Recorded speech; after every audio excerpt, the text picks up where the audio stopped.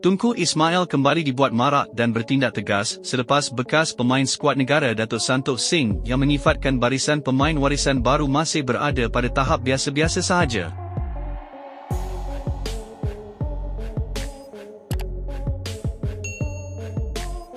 Bekas pemain skuad negara Datuk Santokh Singh kembali mengkritik barisan pemain warisan Malaysia dengan menyifatkan mereka masih berada pada tahap biasa-biasa sahaja dan bukan berstatus bintang.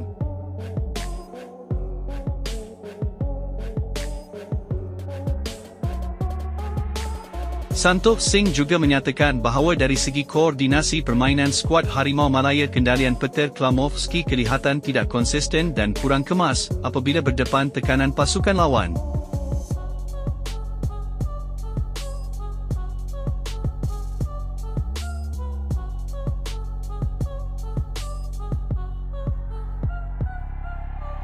Itu apa yang disuarakan Santokh Singh selepas menyaksikan Malaysia menang 4-0 atas Vietnam dalam aksi kumpulan F kelayakan Piala Asia 2027 baru-baru ini.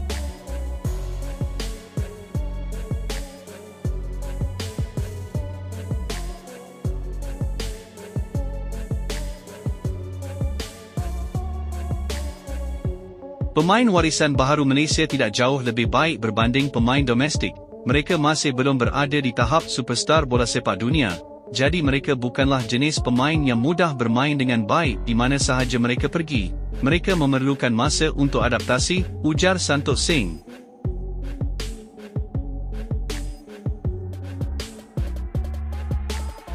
Mendengar kritikan itu, TMG menegaskan kepada Santokh Singh bahawa para pemain warisan baru itu telah membuktikan dan memberikan jawapan padu terhadap kritikan yang dilemparkan terhadap pemain warisan. TMG mengatakan kepada sesiapa pun yang tak senang dengan revolusi Harimau Malaya maka pergi jauh saja dari Malaysia.